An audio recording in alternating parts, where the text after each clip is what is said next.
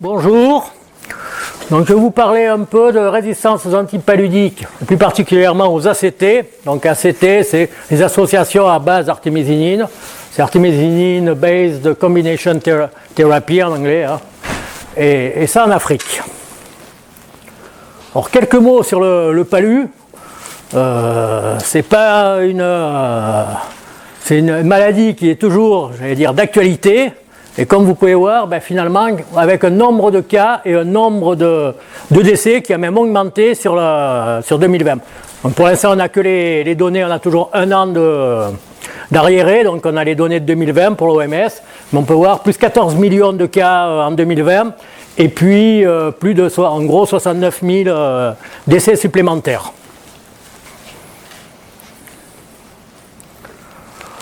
On retrouve un peu la même chose au niveau du paludisme d'importation. On retrouve finalement depuis, en gros, 2013, on voit que ça remonte. Alors on a eu un effondrement en 2020, effectivement, puisque les frontières étant fermées, on n'avait aucun voyageur qui partait en Afrique ou qui en revenait, tout était bloqué. Et on a encore un peu, on voit en 2021,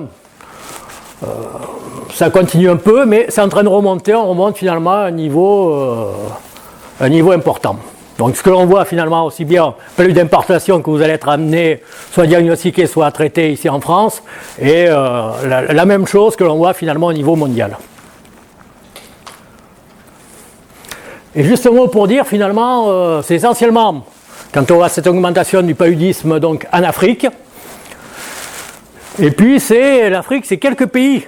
C'est en gros en 4-5 pays, quand on regarde Nigeria, République démocratique, Ouganda, Mozambique, on arrive à plus de 50% finalement des cas de palud mondial. On n'a pas la même distribution finalement dans tous les pays.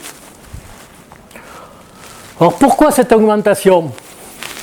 En gros c'est 14 millions supplémentaires, donc la première chose de l'OMS a été de dire, finalement 2020 c'était le Covid, c'est un impact du Covid. Or, effectivement, le Covid a certainement joué avec un accès aux structures de santé qui était plus difficile, les gens qui ne se déplaçaient pas, etc. Pareil, certains programmes de lutte, aussi bien pour les moustiquaires, etc., ont été arrêtés ou ont pris du retard. Effectivement, ça a joué sur le nombre de cas de paludisme et sur les décès. Mais quand on regarde ce qui se passait déjà avant la crise Covid, on voyait qu'on avait déjà une stagnation de tout ce qui était programme et les objectifs de l'OMS avaient été déjà repris. On ne parlait plus d'éradication et d'élimination en 2020, on était déjà passé à 2030, 2040 et maintenant on est à 2050. Donc le Covid n'explique pas tout. Effectivement, il y a eu aussi d'autres urgences humanitaires. On a eu dans certains pays des crises, Ebola, des épidémies d'Ebola, des conflits armés de plus en plus aussi en Afrique, des inondations, etc., tout ce qui est météo. Une autre façon de pouvoir expliquer cette augmentation, à la fois des décès et du nombre de cas de palud, c'est la résistance aux antipaludiques, ce que je vais vous parler un peu plus. À la fois aussi, on a une perte d'efficacité des tests de diagnostic rapide. Les petites cassettes, la bandelette, sont pour la plupart à base, ça va reconnaître un épitope d'une protéine qui est HRP2. Et en fait, le parasite, il lutte et il arrive à déléter carrément le gène. Donc ne plus avoir ce gène, et donc, vos petites cassettes, là, elles ne détectent plus, puisque s'il n'y a plus le gène, il n'y a plus la protéine, et vous n'avez plus de détection. Ça, je vous en parlerai peut-être une prochaine fois, si je serai invité. C'est quelque chose d'intéressant aussi. Il y a la perte la résistance, comme on a la résistance aux antipaludiques pour le parasite, on a aussi une résistance aux insecticides. Pour les moustiques, pour les anophèles, qui deviennent de plus en plus résistants. Donc pareil, si on n'arrive pas à les éliminer, automatiquement on ne peut pas stopper la transmission du paludisme. Ce qui explique aussi une augmentation finalement du nombre de cas. Et puis il y a de nouvelles espèces. Comme par exemple Anopheles stephensis. C'était une espèce que l'on trouvait au niveau de la péninsule arabique et un peu de l'Asie, et qui était une espèce au début sylvatique, donc des forêts, et qui maintenant on retrouve au niveau de la corne de l'Afrique de l'Est, donc Djibouti, Éthiopie, Somalie, et qui est rentré, qui a colonisé les villes.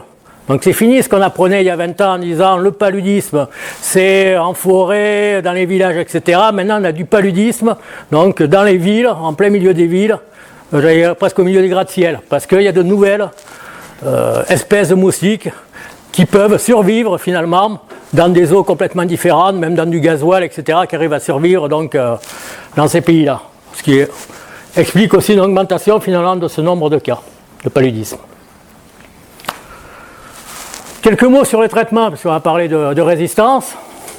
Donc quand on parle en France paludisme d'importation, d'abord, si vous partez à l'étranger, c'est la prophylaxie. Donc 3 molécules qui sont recommandées. L'association atovacontroguanil, la malarone, la doxycycline, doxypalu ou d'autres. Et puis, un peu moins, mais la méfloquine, donc le Lariam. Donc ça, c'est pour la part prophylaxie.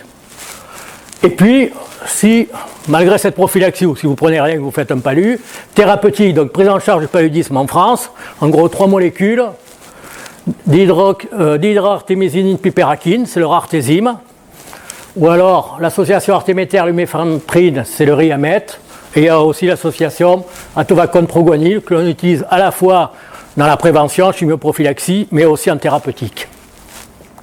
Et puis en cas d'un paludisme grave, eh bien, c'est l'artésunate IV, ou en deuxième intention la quinine IV, après qui peut être au bout de quelques jours, qui peut être complété par un ACT, j'allais dire par voie orale s'il y a la possibilité. Et puis en Afrique, ben, quand on regarde la prise en charge pareil du paludisme non compliqué, donc c'est toujours des ACT, donc des molécules à base d'artémisinine, comme on a l'hydroartémisinine piperakine et l'artéméter-luméfantrine en France, mais il y en a quelques molécules de plus. Il y a par exemple, avec de la méfloquine, artésunate plus méfloquine, on trouve, artésunate sulfadoxine plus pyrimétamine, donc une association de 3 produits. Pyramax, c'est de la pyrimidine, pyronaridine plus de l'artésunate, et puis amodiaquine artésunate. Donc en gros, 6 ACT en Afrique qui sont disponibles, ou en Asie, et 2 en France.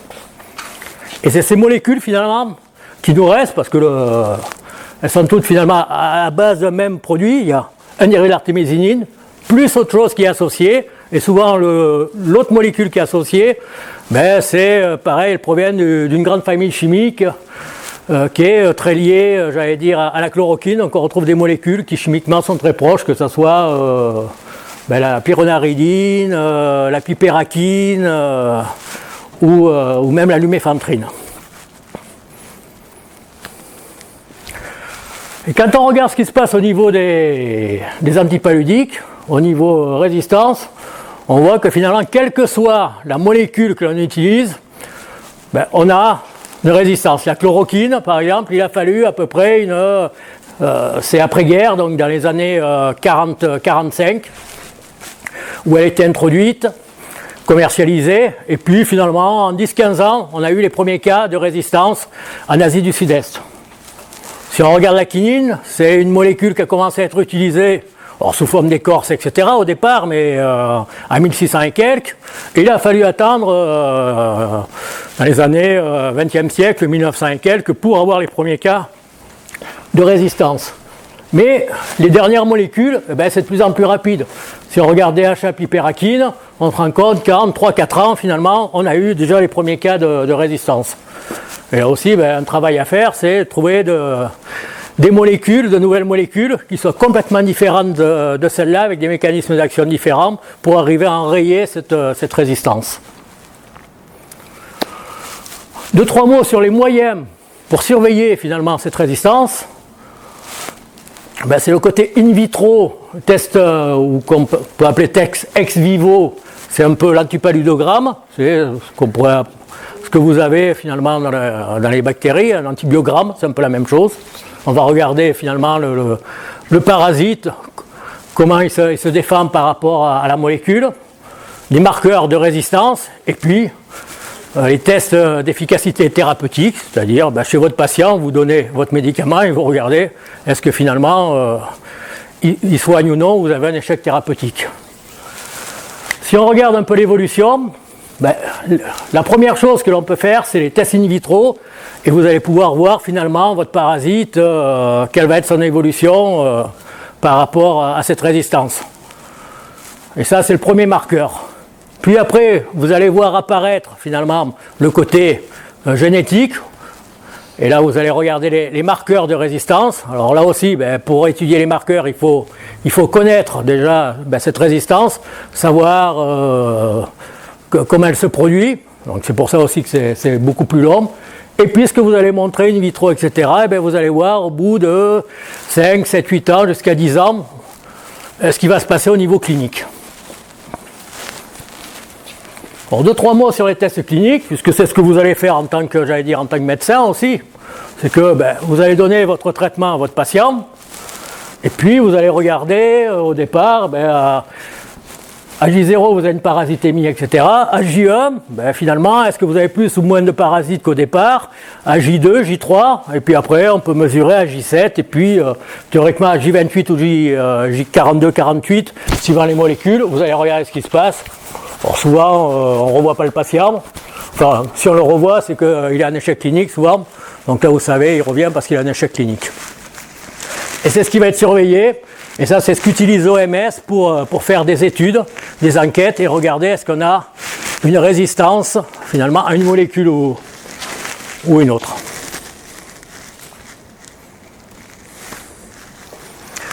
Donc quand on regarde ce qui se passe au niveau de l'Asie, avant de passer à l'Afrique, l'Asie, finalement, par ses études type OMS, ces tests thérapeutiques, on se rend compte que dans un certain nombre d'études, on a plus de 10% des patients qui ont été traités, qui ont fait un échec clinique. Donc à partir de 10% pour l'OMS, on parle de résistance, plus d'échec clinique, mais de résistance. Donc il y a résistance finalement, quand on regarde un certain nombre d'ACT, on regarde donc au Cambodge, ça doit marcher. Oui. Donc si vous regardez au Cambodge, finalement, vous pouvez monter jusqu'à 87% de patients qui font un échec clinique. Donc là, la molécule, c'est même plus la peine, ça fait longtemps qu'il faut même s'en débarrasser. Et ça, finalement, c'était DHA piperakine. C'est ce qu'on utilise nous en France. Donc sur des sous-sols asiatiques, c'est pas forcément la bonne molécule à utiliser. Mais on a la même chose en Thaïlande, etc. Et puis même en Indonésie, on se rend compte qu'on est pour un certain nombre de molécules supérieur donc à ce seuil de 10%.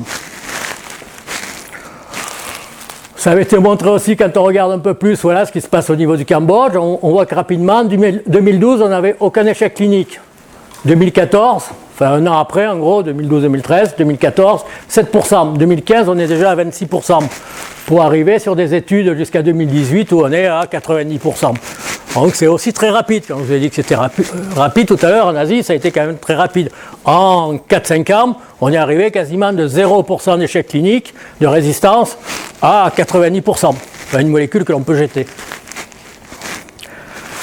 Il y a une nouvelle notion aussi qui a été introduite par l'OMS pour regarder un peu cette résistance, c'est une notion de demi-vie de clairance parasitaire.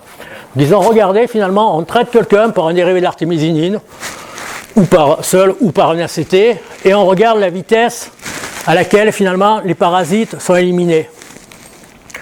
Et se sont donné un seuil de 5 heures, puisque les ACT, le dérivé de l'artémisinine, en gros, en une demi-heure, doit avoir éclaté 99,9% des parasites. Donc c'est quelque chose qui se fait très rapidement.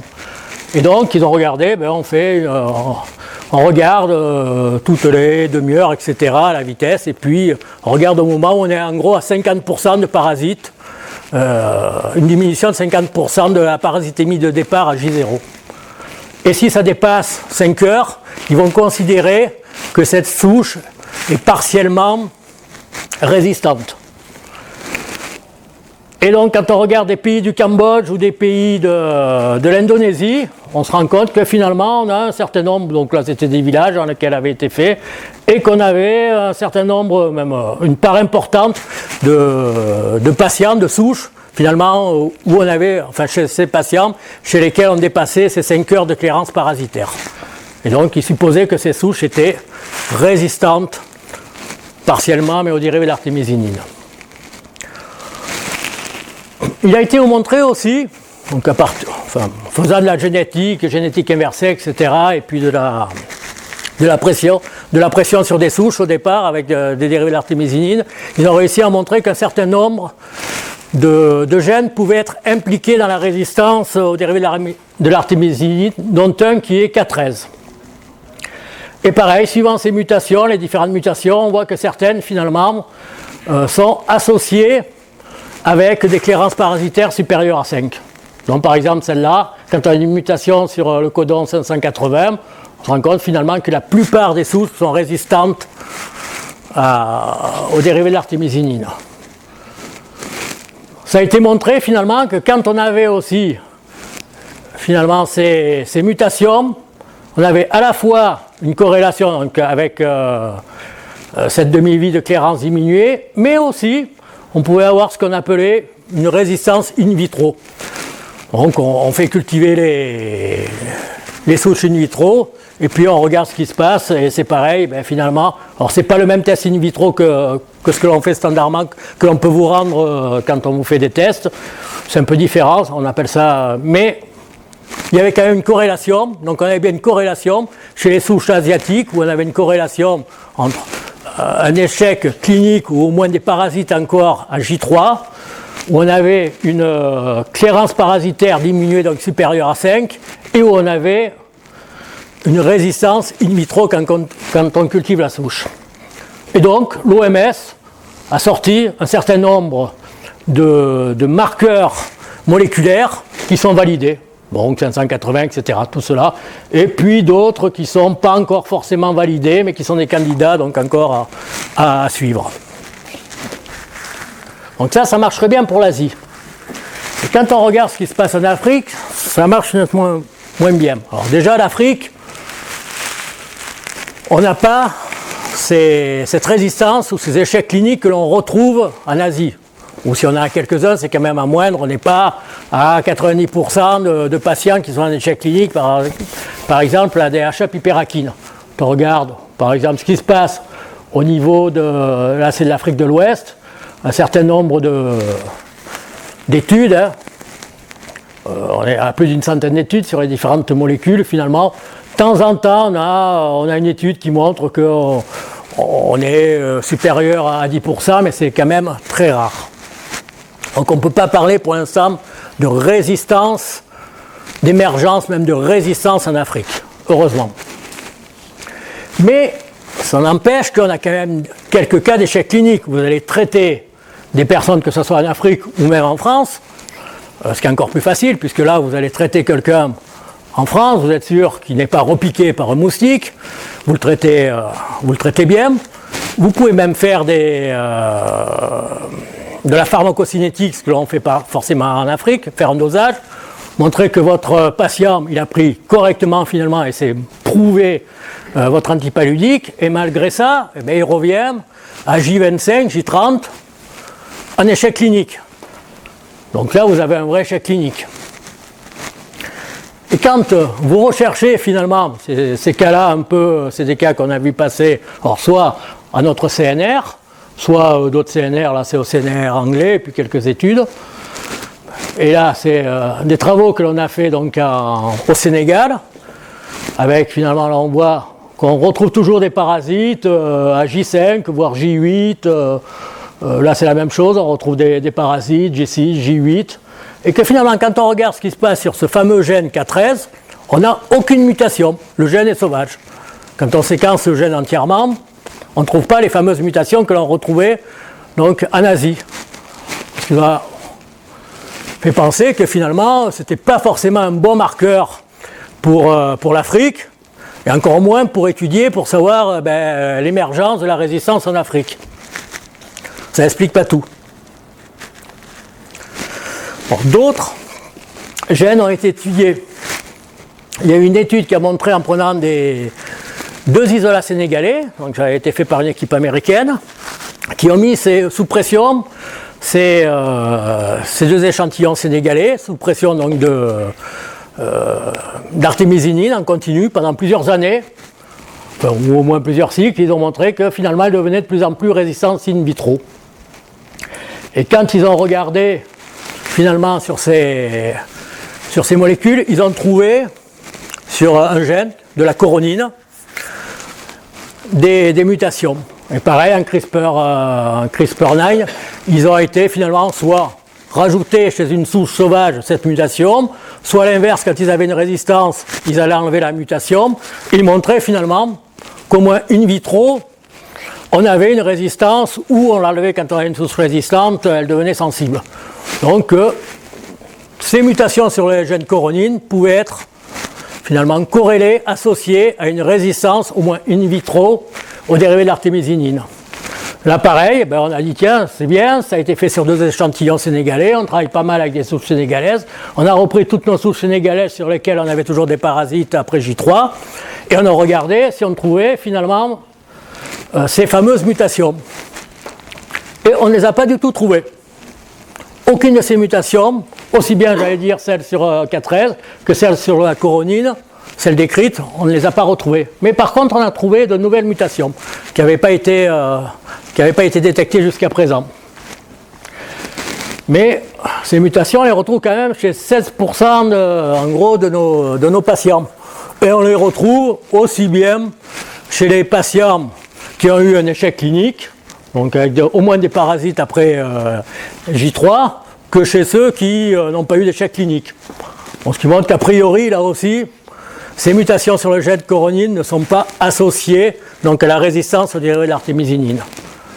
Pareil, là on a travaillé sur beaucoup plus de souches, on est arrivé sur, je pense, à peu près 800 souches, enfin oui, même presque 900. Et là pareil, alors c'était in vitro, on a regardé in vitro, et finalement ces mutations, à la fois cette mutation P76, mais une nouvelle aussi sur le codon 62, pas d'association avec une résistance in vitro. Mais dernièrement, fin 2020, 2021, au Rwanda, ils trouvent une nouvelle mutation. Alors qui avait été montrée en Asie, puisque c'était la 561, et puis 2 autres mutations dans les putatives que l'on retrouve en 469 et 675. Donc finalement, il faut un travail juste de séquençage, il montre, on trouve quelques-unes de ces mutations. Derrière, il faut un travail finalement de biologie moléculaire, pareil, où on prend des souches qui mettent, que génétiquement, qui vont les transformer, finalement, à partir de ce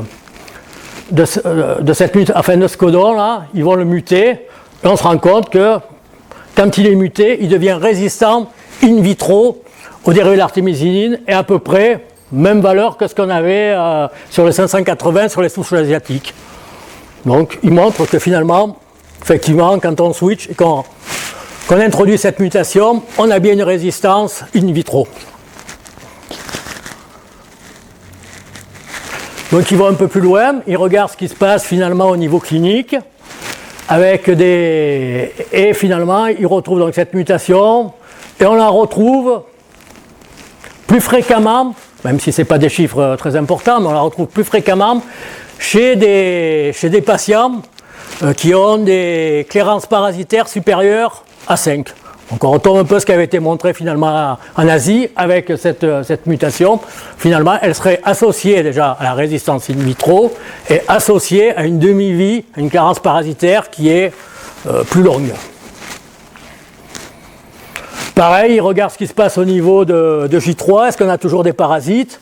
Et puis, il montre aussi que c'est statistiquement significatif, quand on a des parasites encore à J3 chez le patient, on a finalement plus de mutations sur ce codon 561. Donc on pense avoir trouvé finalement un marqueur de résistance pour l'Afrique. Et puis dernier papier, pareil, en Ouganda, où là, alors il parle de résistance. Alors en plus ce papier c'est résistance en Afrique. Donc déjà, c'était un peu le titre choc, ça y est, c'est fini pour l'Afrique. Résistance en Afrique, quand on regarde, c'est que le nord de l'Ouganda déjà. Quand on regarde les souches où ils retrouvent des parasites à J3, ça représente en gros 6%. Donc Là aussi, dans leur titre, on ne peut pas parler de résistance comme on parle de l'OMS, puisqu'on a dit qu'il fallait un seuil supérieur à 10%. Donc là aussi, ils ont fait un titre très accrocheur dans New England, mais qui ne reflète pas forcément le terrain. Mais ils retrouvent finalement une des mutations qui était putative sur le codon 675, alors avec des souches qui sont à la fois une clérance parasitaire supérieure à 5, quelques souches quand on regarde le test in vitro qui sont résistantes in vitro, et quand on regarde finalement ces souches, celles qui sont résistantes in vitro, on retrouve finalement plus de souches qui ont cette mutation sur le 675, et pareil chez celles qui ont une demi-vie de clérance parasitaire plus longue, on retrouve finalement plus de souches qui ont cette mutation. Donc on est arrivé là finalement avec 2-3 mutations qui pourraient être impliquées. Mais cette dernière mutation, finalement, un autre groupe a commencé à travailler dessus et a été chez une souche donc sauvage, a été intégrée cette mutation. Elle montre que finalement, in vitro, elle est résistante, mais à des doses très fortes. Il faut être 700 nanomolaires de dihydroartémisinine. Et quand on regarde, ils ont intégré dans 2 souches, et cette souche, finalement, on ne change rien. Quel que soit qu'on ait intégré ou non la mutation, on n'a aucune différence. Donc là aussi, finalement, ce n'est pas très clair sur cette mutation en 675, ça reste encore à définir. Et j'allais dire, beaucoup de choses restent à définir donc, sur la résistance en Afrique. On ne peut pas parler, dans la conclusion, ce qu'il faut retenir, c'est que pour l'instant, on ne peut pas parler de résistance aux dérivés de l'artémisinine en Afrique, mais par contre, qu'il faut surveiller étroitement ce qui se passe, et puis surtout trouver des nouveaux marqueurs, parce que pour l'instant, on n'a aucun marqueur, finalement, qui peut nous permettre de surveiller cette émergence de résistance. Je vous remercie.